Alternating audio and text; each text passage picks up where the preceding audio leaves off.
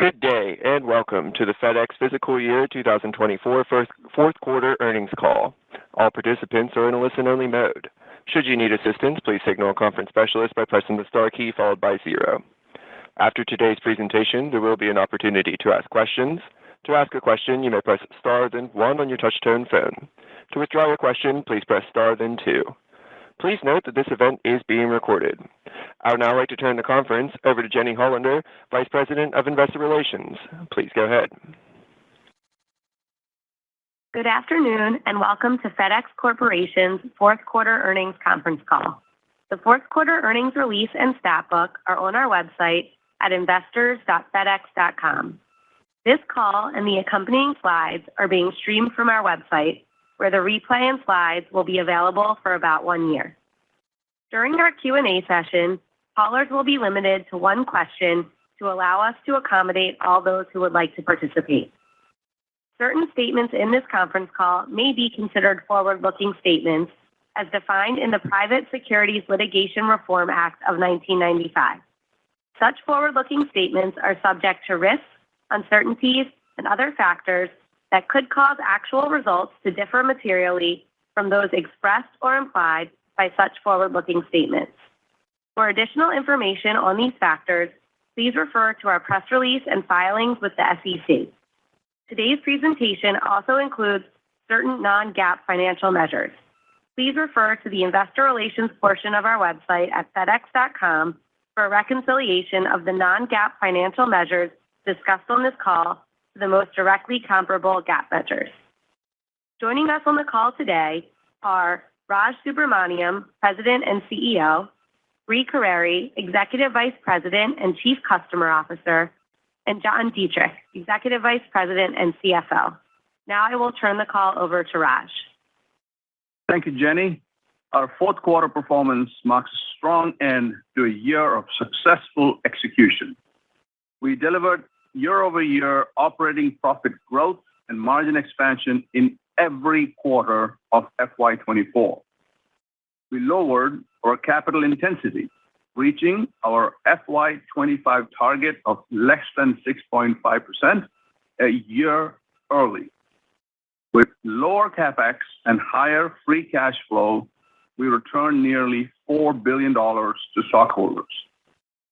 And we meaningfully improved our return on invested capital. The entire industry faced a challenging demand environment in FY24. Our team focused on what we could control, and as a result, we delivered full-year earnings towards the higher end of our original guidance range, up 19% year-over-year on an adjusted basis. We did this despite a decline in revenue compared to our initial growth expectations. We also advanced our network transformation, continuing to roll out Network 2.0 and finalizing the transition to One FedEx, which went into effect June the 1st. We did all of this while maintaining an intense dedication to serving our customers, a relentless pursuit of innovation, and an unwavering commitment to our people service profit culture. Our transformation journey will continue in FY25 as we build on the team's outstanding progress. Now turning to the quarter in more detail. At the enterprise level, revenue growth inflected positive this quarter as expected. While we saw modest yield improvement and signs of volume stabilization across segments, we have not yet seen a notable increase in demand. Continued execution of Drive, alongside effective expense management, enabled year-over-year improvements to adjusted operating income, margins, and earnings per share. Let me pause here to acknowledge and provide context around the team's tremendous Q4 and full-year results. Ground delivered its highest adjusted operating income in company history for both the fourth quarter and the full year. At Freight, fourth quarter operating income increased despite significant demand weakness. In fact, because of our strong fourth quarter performance, Freight ended fiscal year 2024 with full-year operating margin equal to last year's all-time high. Adjusted Express operating margin increased sequentially in the quarter, but declined year-over-year as expected. We continue to take action to unlock the full profit opportunity that exists in this business. Drive continues to change the way we work at FedEx. We've achieved our target of $1.8 billion in structural costs out in FY24, with approximately $500 million from Air Network and International, $550 million from G&A, and $750 million from Surface Network. In our Air Network, structural network transformation and reduced flight hours drove the Q4 savings. Within G&A, we realized procurement savings by centralizing third-party transportation, stored equipment, and outside service contracts. Our Surface Network continued to maximize the use of rail. As part of that effort, Freight now handles nearly 90% of the drayage volume, up from about 25% just 1 year ago. Looking ahead, we are firmly on track to achieve our target of $4 billion of savings in FY25 compared to the FY23 baseline. Let me spend a moment on Europe, where we are executing on the $600 million FY25 Drive savings target we have shared previously. I would like to thank Karen Reddington for her more than 27 years of service at FedEx, most recently as our Europe Regional President. A couple of weeks ago, Karen announced her impending retirement. We wish her all the very best. Walter Rolls, who is an exceptionally seasoned and experienced executive, will become our Europe Regional President on July the 1st. Walter has been leading our Europe Drive domain since its 2022 inception.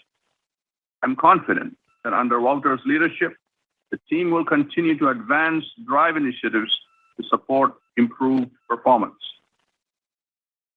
John, Bree, other FedEx executives and I were in Europe visiting the team just last week. Our team members there are working with rigor to execute on our efficiency plans, and our performance improved on a year-over-year basis. In the fourth quarter, route optimization, improved thought processes, and productivity gains led our Europe Drive domain savings. Key actions are already underway for FY25. I left the continent encouraged by our progress and with even more conviction in the opportunity ahead. On June 1, we reached an important milestone in our transformation, what we call One FedEx. This is the consolidation of FedEx Express, FedEx Ground, and FedEx Services into FedEx Express Corporation. There are many benefits. This foundational step improves efficiency and reduces cost, allows our teams to move with speed, and makes it easier for our team members to manage their FedEx careers. In Q4, we also continue to roll out Network 2.0, including the launch in Canada, our largest market yet. In the first half of FY25, we will complete the Canada transition and optimize dozens of additional locations in the U.S. We expect to significantly pick up the pace into FY26. Importantly, even as we streamline our structure, we are maintaining our strong service levels, and we continue to offer the widest portfolio of services with the most compelling value proposition for our customers. Our integrated portfolio offering is a long-term driver of sustained profit improvement and a key enabler of our tricolor network design.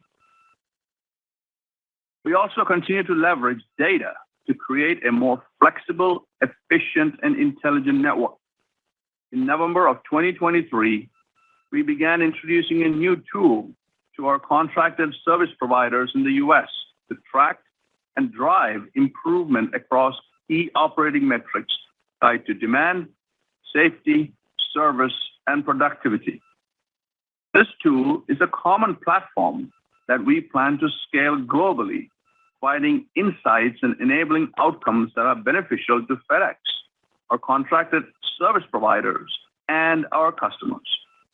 Across the 65% of service providers currently using the platform, it's already driving service and safety improvements, which are translating into cost savings.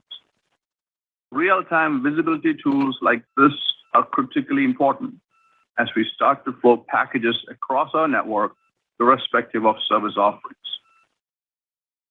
Our FY24 results create a strong foundation as we kick off the new fiscal year.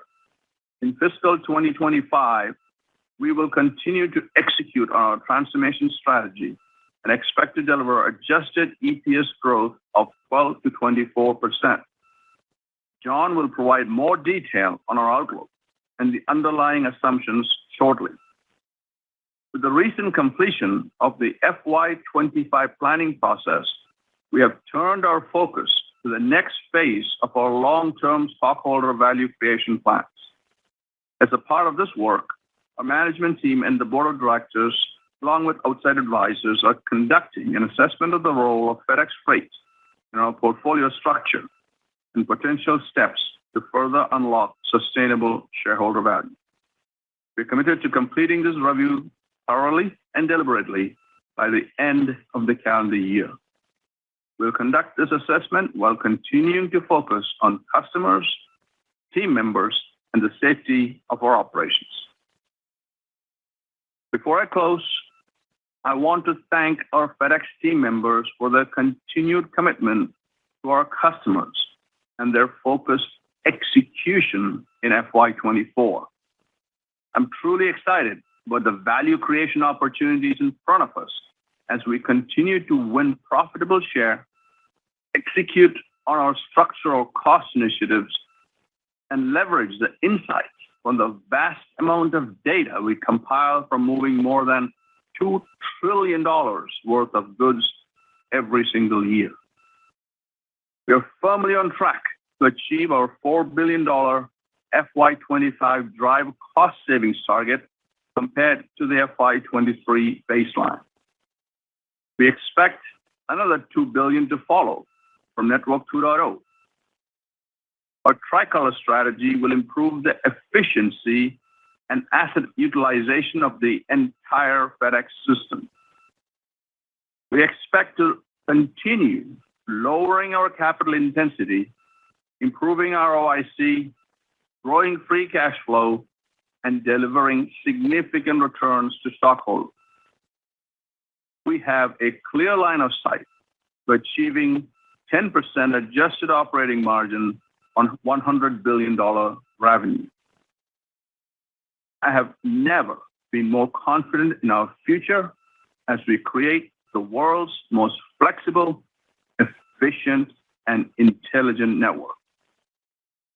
With that, let me turn the call over to Brie. Thank you, Raj, and good afternoon, everyone. I want to congratulate our team on their outstanding Q4 and full-year performance. Our service and speed advantages continue to attract customers in high-value industries and segments. With this focus on profitable growth, we have continued to gain market share both in the United States and around the world. We are very pleased to see revenue growth turn positive in the fourth quarter with volume stabilization and modest yield improvement.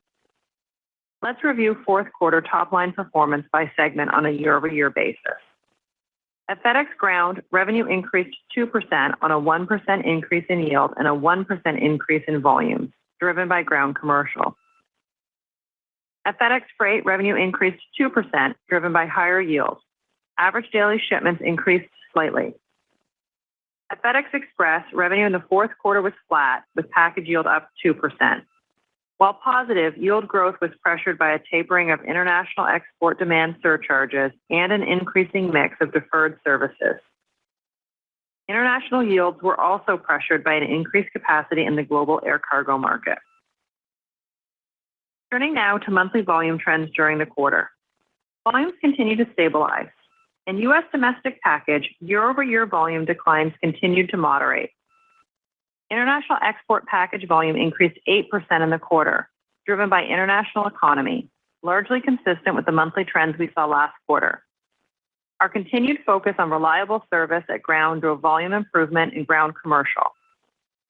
FedEx Freight shipments inflected positive as the quarter progressed, as we lapped last year's demand softness. As we previously announced, our contract with the United States Postal Service will expire on September 29th. Until then, we will continue to meet our service commitments. We expect volumes to be near contract minimums, consistent with what we saw in the fourth quarter. After the expiration of the contract, we will implement adjustments to our operations and network that will drive efficiencies and create more flexibility. Similar to last quarter, the pricing environment remains competitive but rational. During the fourth quarter, we continue to grow yield as we focus on profitable growth and revenue quality. At Express, package yields increased 2%, driven by higher U.S. domestic package yield, partially offset by international export yield pressure. At FedEx Ground, yield increased 1%, driven by home delivery and Ground commercial. Our value proposition is translating to increased Ground commercial market share gains, which positively contributed to our yield. And at FedEx Freight, revenue per shipment was up 1%, driven by a continued focus on revenue quality as we grew share in the most attractive parts of the market. This was Freight's strongest yield performance since the third quarter of fiscal year 23. In light of the overall pricing environment, I am very pleased to report that we had a very strong U.S. domestic capture rate on the 5.9% GRI in January. We've recently announced fuel surcharge table increases across our services, which should also benefit yields in fiscal year 25. We continue to enhance our portfolio and value proposition to drive profitable growth. Our world-renowned brand, the breadth of our network, and our strong reliability, along with our digital portfolio, are winning the hearts and the minds of customers around the world. A few commercial highlights I would like to share. We are very proud of our healthcare portfolio. Last year, as part of our commercial drive focus, we increased focus on this attractive segment and experienced great results. We have over $1 billion of healthcare-related revenue that comes from customers who utilize FedEx Surround. The FedEx Ground platform provides insights to help our customers monitor and solve their supply chain challenges. Surround gives customers real-time visibility into their shipments by combining information about the package with external data, such as weather, to predict delivery timeliness and to mitigate the risk of disruption. Another critical element of our healthcare strategy is our ability to demonstrate our high reliability and our ability to meet customer quality agreements. A quality agreement is essentially a customized standard operating procedure for critical healthcare shipments. In fiscal 24, we signed new quality agreements for customers tied to over $500 million in revenue. As we expand our healthcare portfolio, we'll continue to focus on high-value areas like clinical trials. Earlier this month in the Netherlands, we opened our first European Life Sciences Center. This state-of-the-art cooling facility is the sixth of its kind in our global network, offering an end-to-end supply chain solution for temperature-sensitive medical storage and transport. In addition to the tremendous work with our healthcare customers, our e-commerce portfolio is the most robust in the market. We have the best speed, coverage, and capabilities. Picture Proof of Delivery was a great new feature to improve customer confidence. We recently launched our Picture Proof of Delivery APIs. These APIs enable our customers to expose Picture Proof of Delivery within their own branded notifications and websites. This quarter, we signed several new pricing agreements with large retailers for our new Picture Proof of Delivery API. This is a great differentiator and represents what will be the first of many wins for our new FDX platform. Looking ahead in fiscal year 25, we expect the demand environment to moderately improve as we move through the year. Currently, we expect U.S. domestic parcel and LTL volumes to continue to improve, with the year-over-year increase growing as the year progresses. International air cargo demand from Asia accelerated in early May and is stronger versus previous expectations. We expect year-over-year growth to be driven by e-commerce and low inventory levels. Shippers are facing tightened capacity both in air and sea freight services. Red Sea disruptions have further exacerbated shipper challenges from Asia to Europe. These conditions should bring strength to the overall air freight yields from Asia. In closing, I am very confident in our outstanding team, our strong value proposition, and our new digital solutions. These will continue to power our success as we build on our momentum in fiscal year 25. And with that, I'll turn it over to John to discuss the financials in more detail. Thanks, Brie. For fiscal year 24, we delivered $6.2 billion of adjusted operating profit, which is nearly a $900 million or 16% year-over-year improvement, adjusted operating margin expansion of 110 basis points, and adjusted EPS up 19%. This is a very strong result in a year where revenue was down 3% or nearly $2.5 billion. We also reduced our capital intensity and achieved our CapEx to revenue target of 6.5% or less a year ahead of schedule. And with the continued strong cash flow and lower capital intensity, we returned nearly $4 billion to stockholders. These results reinforce that our transformation efforts are taking hold and demonstrate our commitment to creating value for our shareholders. Taking a closer look at our Q4 consolidated performance on a year-over-year basis, adjusted operating income increased by over $100 million and adjusted operating margin expanded by 40 basis points. At Ground, the team delivered another strong quarter. Adjusted operating income increased by $133 million and adjusted operating margin expanded by 130 basis points.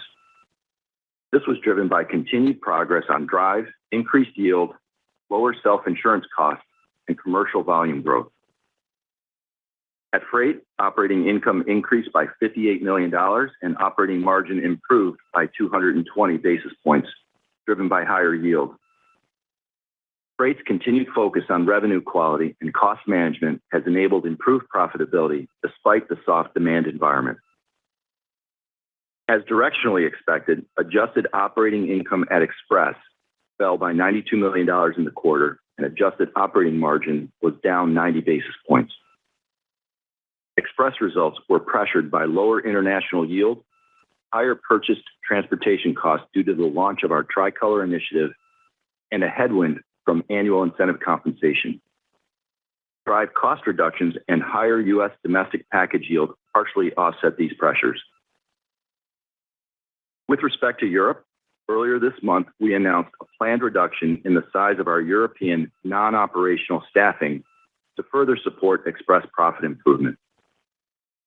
We expect $125 to $175 million in annualized benefits beginning in FY27, with tailwinds starting later in FY26. Decisions like these are never easy, but are a necessary step to improve profitability in the region. In addition to our segment results, our fourth quarter results include a non-cash impairment charge of $157 million relating to our decision to permanently retire 22 Boeing 757 aircraft from our U.S. domestic network, along with 7 related engines. These actions, coupled with the previously announced retirement of 9 MD-11s in the quarter, resulted in the permanent removal of 31 jet aircraft from our fleet in FY24. This reflects our strategy to continue to right-size our air network capacity with demand and unlock additional operating efficiencies. Now turning to our outlook for fiscal year 25. Our adjusted earnings outlook range for the year is $20 to $22 per share. Let me talk through our key assumptions and variables. Starting with revenue, we expect low to mid-single-digit growth, driven by improving trends in U.S. domestic parcel and international export demand.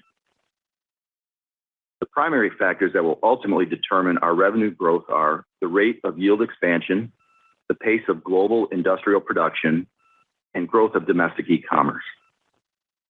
We expect FY25 yields to benefit from both improved base rates and increased fuel surcharges. And consistent with what we have seen over the past year, we're anticipating a pricing environment that is competitive but rational. On the expense side, we remain committed to aggressively managing our cost structure, including the incremental $2.2 billion benefit tied to Drive. I'll walk you through the puts and takes in our FY25 operating profit bridge in a moment. But at the business level, in fiscal year 25, we expect the newly combined Express, Ground, and Services segment, now called Federal Express, to be the larger driver of FY25 adjusted income and margin improvement. And we expect FedEx Freight margins to be up modestly year over year due to both yield and volume growth. I'd also like to provide some color on our quarterly cadence in light of the U.S. Postal Service contract expiration at the end of September. We anticipate headwinds from the expiration of that contract to begin in the second quarter starting in October, with this headwind lessening in the second half as we aggressively reduce our Postal Service-related costs, including our U.S. domestic air network costs. Turning to other aspects of our outlook, our estimated effective tax rate for the full year is approximately 24.5% prior to mark-to-market retirement plan adjustments. We're also forecasting $560 million of business optimization costs in FY25 associated with our transformation. Our operating income bridge shows the operating profit elements embedded in our full-year outlook. By way of illustration, we're using adjusted operating profit of $7.2 billion, equivalent to $21 of adjusted EPS, the midpoint of our outlook range. To get to $7.2 billion of adjusted operating profit, we're now assuming revenue net of variable cost and continued inflationary pressures is up $100 million. U.S. Postal Service contract termination results in a $500 million headwind. International export yield pressure of $400 million as demand surcharges diminish and mix continues shifting toward our deferred services. And 2 fewer operating days in the year decreases profitability by $300 million. And as a side note, we've not experienced this adverse calendar dynamic since fiscal year 2001. And lastly, performance-based variable compensation increases by $100 million. Drive, however, will more than offset these pressures, delivering an incremental $2.2 billion in structural cost savings. As a result of all of these factors, and at the midpoint, we would expect fiscal year 2025 adjusted operating income to increase by approximately 15% year over year. In FY24, we remained focused on reducing our capital intensity, increasing ROIC, and continuing to provide increased stockholder returns, all while maintaining a strong balance sheet. Capital expenditures for the quarter were $1.2 billion, bringing year-to-date CapEx to $5.2 billion, which is a decline of nearly $1 billion compared to last year. We delivered ROIC of 9.9%, which is an increase of 120 basis points from last year's 8.7%, and will continue to focus on improving ROIC, and it is now a significant element of our long-term incentive program. Consistent with our goal of increasing stockholder returns, we completed $500 million of accelerated share repurchases in the fourth quarter, bringing our total share repurchases for the fiscal year to $2.5 billion. This is $500 million above our plan that we came into the year with. For the full year, we also generated $4.1 billion in adjusted free cash flow, which is up about $500 million year over year. Looking ahead to FY25, we anticipate capital spend of $5.2 billion, which will again be down year over year as a percentage of revenue. And we'll work by prioritizing our capital toward optimizing our network as part of Network 2.0 and further enhancing our fleet and automation to improve operating efficiency. And we remain committed to decreasing aircraft CapEx to approximately $1 billion in FY26. Due to improved earnings and CapEx discipline, we expect to further grow adjusted free cash flow. This will enable us to deploy $2.5 billion in stock repurchases in FY25, including a planned $1 billion of repurchases in Q1. As previously announced, we're also enhancing our stockholder returns by increasing our dividend by 10%, and this is on top of the 10% increase we implemented in FY24.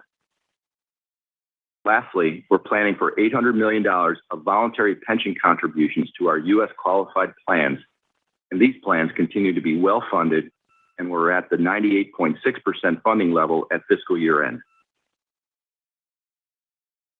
Finally, a quick update on our segment reporting changes. Now that we have successfully completed the consolidation of Express, Ground, and Services into FedEx Express Corporation, I'm pleased to announce that our reportable segments in FY25 will be FedEx Express and FedEx Freight with no changes to corporate and other. FedEx Freight will include FedEx Custom Critical, which was previously included in FedEx Express. We're making this change to Freight due to the business synergies between Custom Critical and Freight. Our new segment structure reflects our commitment to operating a fully integrated air and ground express network. And let me be clear, notwithstanding the consolidation of Express and Ground, optimizing our express services and associated costs, including the cost of our global air network, remains critical to our profit and return objectives. This consolidated structure will support One FedEx and Network 2.0 objectives and will provide a more flexible, efficient, and intelligent network as One FedEx. We'll continue to provide service level volume and yield detail, and we plan to share a revised statistical book in late August, which will include our recast results for FY23 and FY24. Overall, I want to acknowledge and thank the entire team for their efforts in delivering these strong FY24 results and improving profitability despite a very challenging demand environment. I'm also really inspired by their commitment to achieving even stronger results in FY25 and beyond as we continue to deliver on the Purple Promise. With that, let's open it up for questions. And we will now begin the question and answer session. To ask a question, you may press star then one on your touch-tone phone. If you're using a speakerphone, please pick up your handset before pressing the keys. To withdraw your question, please press star then two. Please limit yourself to one question. And at this time, we'll pause momentarily to assemble our roster.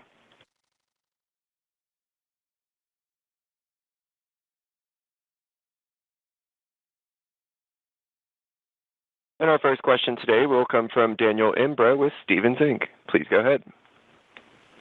Yeah, hey, good afternoon, everybody. Thanks for taking the question. Maybe I want to ask on the Express side. So margins obviously came in at 2.6 for the year. I think obviously it's been volatile, but with the cost progress in Europe, the USPS contract shift, and then just other moving factors in the core business, can you talk about how you expect those margins to trend both in the near term and then as we move through fiscal 25? Raj, you gave a little bit of color, I think, on some of the USPS headwinds and timing, but any more detail there in quantifying that would be helpful. Thanks. Yeah, thank you, Daniel, for that question. Let me start, and then John can fill in on some of the other details here too. Firstly, we are sequentially improving our performance in our Express services. It remains a top priority for me and the entire team. And we're taking multiple actions here. Firstly, we're aligning capacity with demand. As we already heard, we moved 31 aircraft from our jet fleet in Q4. As I've mentioned to you in some detail last time we spoke, I talked to you about Tricolor. That's a fundamental restructuring of our network. It does two things. One, it improves our density, it improves our asset utilization, and expands margins. And secondly, because of reduction of cost to serve, it puts us in a position to profitably take share in the premium freight segment. Next, as I mentioned in my remarks, we will improve our European performance. We have, our drive commitment is to improve $600 million over FY23 baseline, and that's a critical part of how our Express services get better in FY25. And finally, we are taking active efforts to make sure that our global SG&A is streamlined. We are extremely confident that we can continue to unlock significant value in our Express services business. Now let me turn it over to John to add more detail. Yeah, no, thanks, Raj. And I think you covered it very well. We were pleased to see the sequential improvement in our margins, but recognize we have more to go. I will also add, there is a significant sense of urgency as well. Drive is heavily focused on the Express business. And as Raj mentioned, this is going to be a key part of our margin expansion as we go forward here. And we'll look forward to updating you along the way. And our next question will come from Scott Group with Wolfe Research. Please go ahead. Hey, thanks. Afternoon. So in the bridge, the $500 million postal headwind for the year, how much of that is in Q2, and what do you think that should mean for sort of like the quarterly earnings cadence? And I guess ultimately, how much of the revenue decline with the post office do you think you can fully offset, over the next few quarters? And then if I may, just a separate topic, Raj, can you just talk about like the puts and takes of why you would or wouldn't go ahead with with an LTL spin?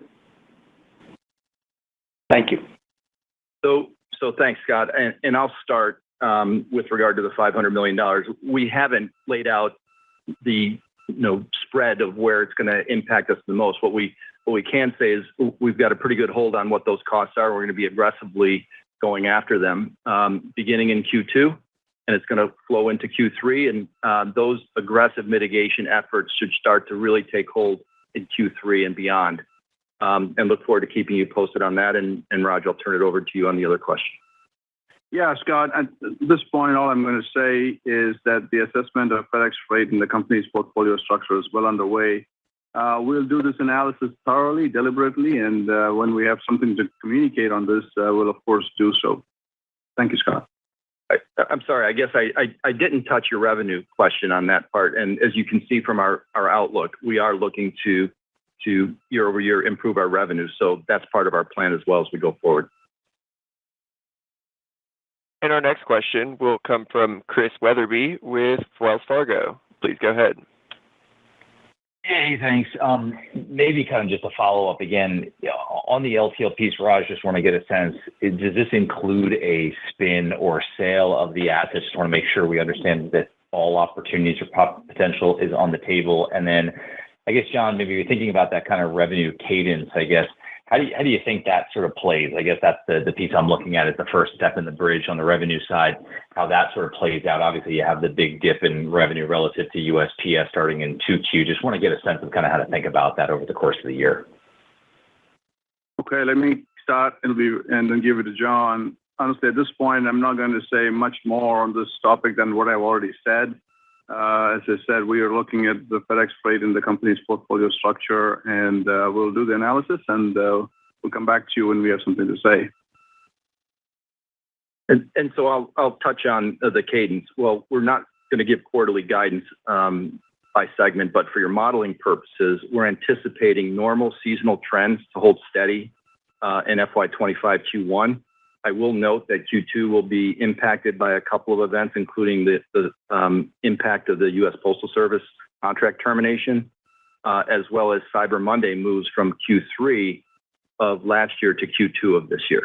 And we'll look forward to keeping you, I'm sorry, the other way around, from Q3 to Q2. Q2 to Q3, I'm sorry. And our next question will come from Connor Cunningham from Melius Research. Please go ahead. Hi, everyone. Thank you. Just in the context of your revenue assumptions, just curious if you could frame up some of the moving parts, just maybe on when you expect, volumes to inflect positive, and then just any of and this doesn't seem like a macro-driven plan, but just any of your assumptions around the macro environment, what you need to see there to kind of see volumes perk up. Thank you. Sure. Thanks, Connor. It's Bree.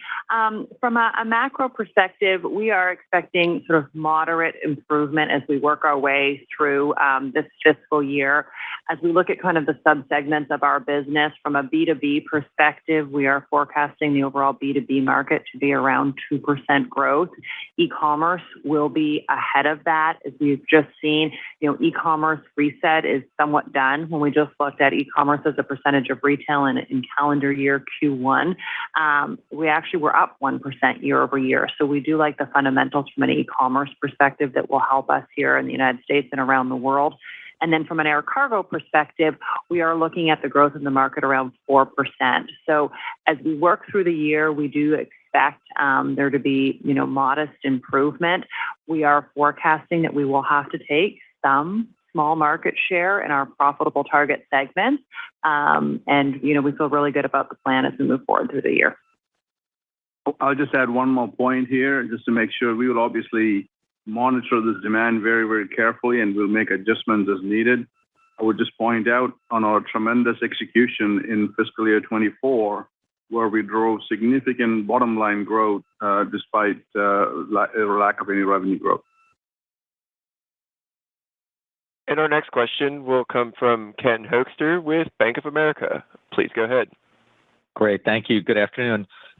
So, Raj, lot to digest here, and thanks for all the detail. Maybe just thoughts on the integration of the networks, your early take on how that's proceeding. And I don't know if it's for you or John or Bree, but your $22 range, maybe thoughts on what's the upside, downside within that range from the midpoint.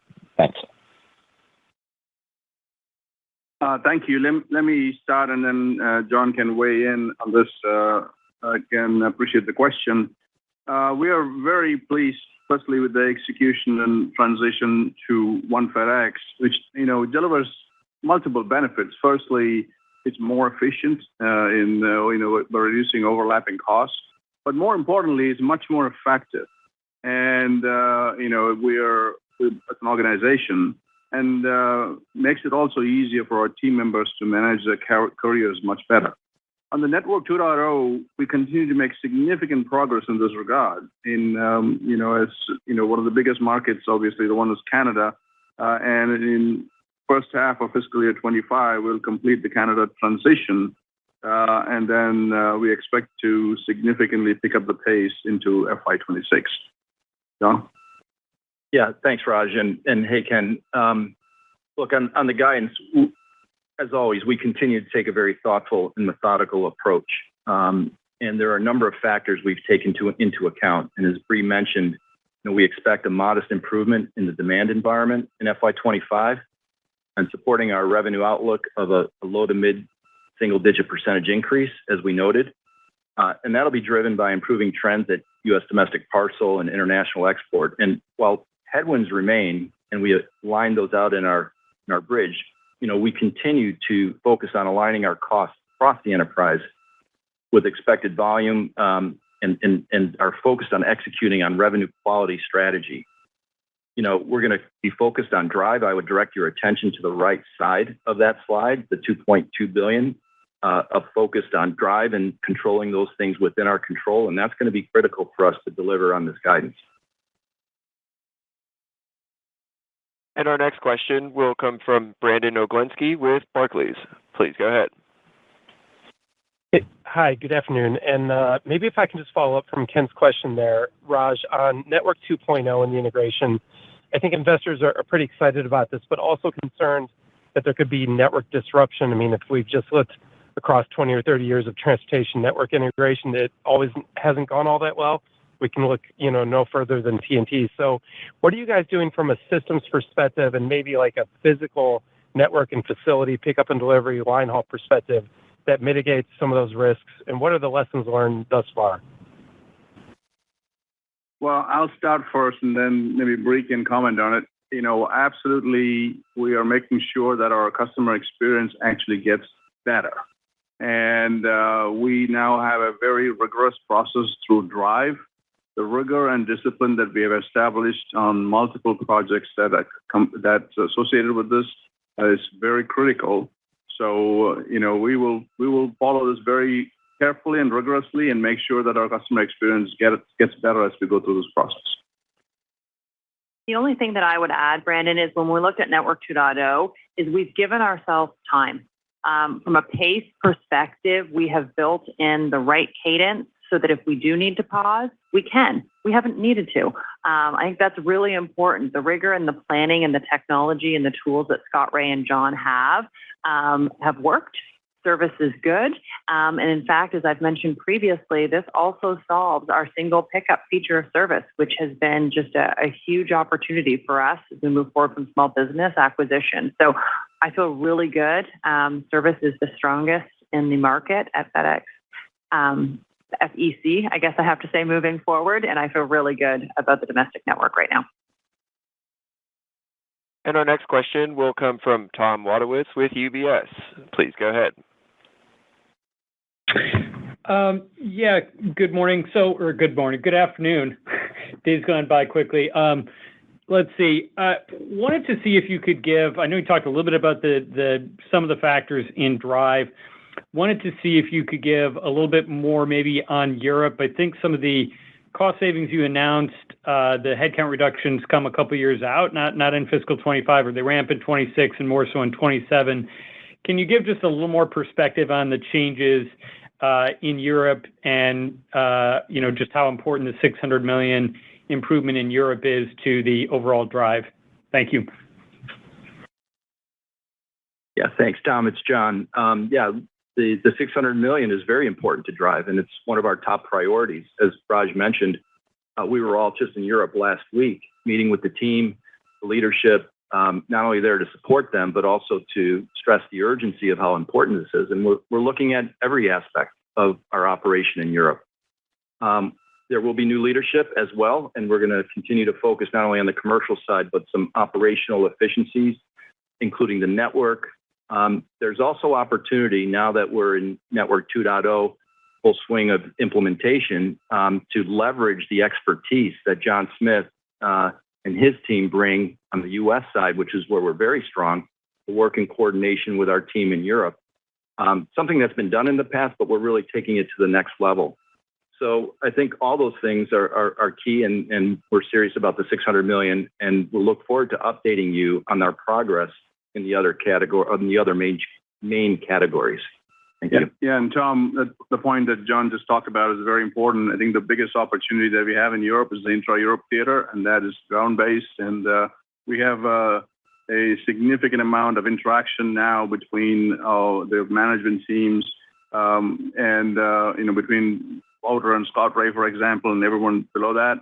And also we have now established KPI dashboards that are, very much provide real-time visibility on package flows and to improve service and reduce costs. So a lot of work going on here. Very excited about what we can make happen. And our next question will come from Jon Chappell with Evercore ISI. Please go ahead. Thank you. Good afternoon. John, you pointed to the right side of the bridge again on the $2.2 billion. I think maybe some of the debate is that $2.2 billion gross or net? It feels like you're saying it's both. How much of that is truly in your control, kind of independent of everything else going on in the macro environment and even the yield environment? And I guess the other part of it would be, if the non-heroic demand even doesn't play out the way that you've kind of expected it to, are there other kind of variable cost levers to pull, or is this strictly just more of a structural Drive cost initiative for fiscal 25? Sure. Thanks, Tom. The 2.2 is structural in nature. So from our perspective, that is all within our control. And, to the extent the macro environment doesn't cooperate, we're going to keep at it. The 2.2 includes projects that are in motion now. And as I've said in prior calls, some of our programs are going to over-deliver, some may under-deliver, but the pipeline is constant. So we're going to adapt aggressively, not only to the plans that are in place, but also to the change in the demand environment as well. And John, look no further than what we did in FY24. And our next question will come from Jordan Alliger with Goldman Sachs. Please go ahead. Yeah, hi, afternoon. Question, so the low to mid-single digit revenue growth that you talked about for the year, is there a way to think about the blend between the yield and volume? Is it 2 and 2, something along those lines? And then just sort of along those lines, I think you gave some color around B2B volumes or demand of up 2% or so. I'm just sort of wondering, with retailers maybe doing more of this just-in-time focus, these days, does that sort of play into B2B and fast cycle logistics companies like FedEx? Thanks. Yeah, great question, Jordan. So as we think about this year's revenue plan, you will see it be largely volume driven, and it will be driven from a deferred and an e-commerce perspective. As we have just mentioned, we do think e-commerce is going to outpace the B2B growth. To your point, from a speed perspective, we are actually seeing this speed conversation elevate in the market, especially with what we would consider sort of your tier one or your household brands. From a competition perspective, we're absolutely increasing that conversation, and actually there is increased demand from a speed perspective within it. So I hope that gives you a little bit more clarity, but we do see volume moving throughout the year. And our next question will come from Brian Ossenbeck with JP Morgan. Please go ahead. Hey, good afternoon. Thanks for taking the question. So, Brie, maybe just to follow up on the demand environment, can you tell us what you expect from peak season and how the planning and integration and visibility, I guess more importantly, is going with your major shippers relative to prior years where it's been a little bit harder to get maybe the right information and the right assets in place? And then, John, can you just give us any sense, maybe I don't want to give quarterly guidance, but any sense in terms of how the Drive $2.2 billion will roll out throughout each quarter this year? Thanks. Thanks, Brian. So from a peak season perspective, we had a really phenomenal peak last year. That's going to be hard to top, but if there's a team that can do it, it's John. From a collaboration and an insight, we are actually getting further integrated with our largest retailers, so we have even better information than we have ever had. So from my perspective, I think from an asset and an alignment with capacity, this peak, I can't control the weather, nor can John Smith. He can do a lot of things, but he can't control the weather. But I do feel really good going into peak. And in fact, we have taken all of our peak best practices from the United States and we are expanding them around the world. We just had an incredible hot sale in Mexico domestic as an example. So I feel pretty confident about peak season. Before John goes, I just want to make sure that in terms of the volume growth, what we're expecting is low single-digit volume growth for the year. Yeah, and with respect, Brian, to your question on Drive, the $2.2 billion, we are committed to that. And as I said, a number of plans are already in place. We talked about the $600 million for Europe. The majority of the savings will come from the surface network and our legacy express operations as we're looking to optimize our processes and improve efficiencies there. And G&A, IT, and procurement will be key drivers for the savings. I know you asked about the timing of that, but we look forward to keeping you updated as these plans solidify and as the year progresses. And our next question will come from Bascome Majors with Susquehanna. Please go ahead. So for the investment community, it's very clear to see the potential benefits of separating the less-than-truckload business, just looking at multiples and investor favorability there over the last 3 or 4 years. What do we miss when looking at the other side of that? What do you lose? What are you thinking about as the offset that, when you make that decision over the next 6 or so months? Thank you. Bascome, as I've said before, I'm not going to comment too much more on this. We have already said, historically about what value FedEx is part of the network. We'll do the full analysis. And again, like I said, it's going to be very thorough. And when we have something to talk about, we will definitely communicate it. And our next question will come from Ravi Shanker with Morgan Stanley. Please go ahead. Thanks. Good afternoon, everyone. Just want to confirm that the headcount reductions in Europe, were they part of Drive? I mean, given that you're going to see the benefit of that in FY27, just wondering if that was incremental. And also, kind of when you think of the actions you're taking right now, kind of how much of that is commercial, kind of operating, kind of revenue-driven versus actual cost-cutting in Europe? Thank you. So it's certainly in line with the Drive philosophy, and because some of the benefits are going to flow beyond the Drive FY25 period, but we haven't included it in that number. And it truly is cost takeout. These are non-operational positions, and we look forward to keeping you posted. And our next question will come from David Vernon with Bernstein. Please go ahead. Hey, guys, and thanks for the time.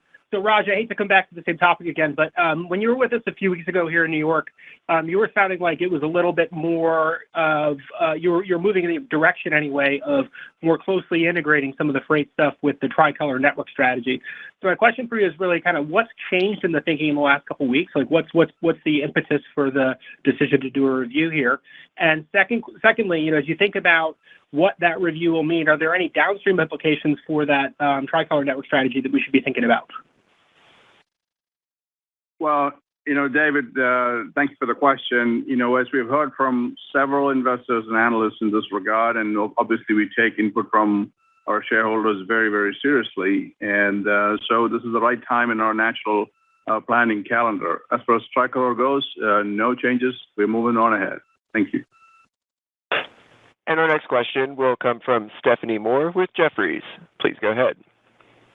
Hi, good afternoon. Thank you. Maybe a question for Bree here.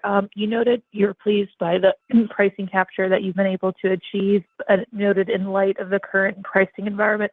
Could you maybe talk a little bit about what you're seeing in the current pricing environment from a competitive standpoint or overall rationality? Thanks. Sure. Thanks, Stephanie. So from a market perspective, it absolutely is competitive. That's nothing particularly new in this market. So it's competitive, but it's rational. I think our team has been very disciplined. We have absolutely been able to maintain the yield increases that we captured in CY22 and CY23 and then built on there. I think it's also really important to note that we're very focused not just on total yield, but getting yield in the right place where we need it. So, for example, I think our team is doing the very best in the market at getting peak surcharges. I should have said that when the peak question just came up. The team has done a really good job in getting the increase we need to deliver an amazing peak where we do have to expand capacity.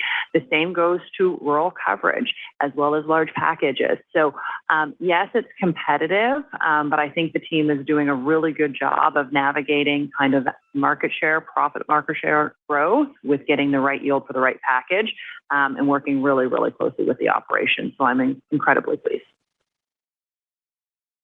And our next question will come from Bruce Chan with Stifel. Please go ahead. Hey, thanks, and good afternoon, everyone. Lots of good and interesting stuff happening here. But maybe just, switching gears a little bit, we've got some elections coming up. And I'm just curious, how big of an issue, tariffs have been as part of, your customer discussions to date. And, maybe more specifically, just given your commentary, Bree, around China e-commerce, you've got a couple of big direct e-com customers. Can you just, maybe remind us of how big they are right now as a percentage of your book and, what's maybe the risk to volumes here if there is a change in trade policy? Sure. I'll start with the last question and then I'll certainly turn it to the boss to talk about the overall tariff situation. So from an e-commerce perspective, yes, e-commerce is the largest driver of intercontinental out of China, but actually around the world, both domestically and internationally. We are really proud of how diversified our revenue base is. Yes, we have a great relationship with all of the major e-commerce players out of China, but the benefit of those customers is that they're really large. And so we can partner with them to find the right solutions, what makes sense for us, as well as what makes sense for them. No one carrier can serve their entire needs. And I think we found a very productive and profitable relationship. And again, I do want to emphasize very diversified base. Thanks. And on the broader point here, the trade as a percentage of GDP is essentially flatlined since about 2016. So we've been operating in this environment for some time. Now, it's important to note that the trade patterns are fundamentally shifting. And the good news for FedEx is our network. We are here, there, and everywhere. And that we get the intelligence from the market at the ground level. We are a referendum on a global supply chain every single day. And so because of that, we are able to react very quickly, much faster than manufacturing can move. And, so the supply chain pattern changes actually works in our favor in many ways because the only companies that have established networks that connect all these countries can actually do these things.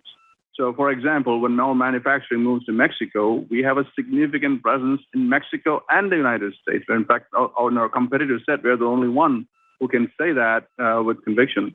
So, while we see the overall trade trends flatten out, there are opportunities as supply chain patterns change. And our established networks that we have in place and the digital tools that we now have makes us very compelling.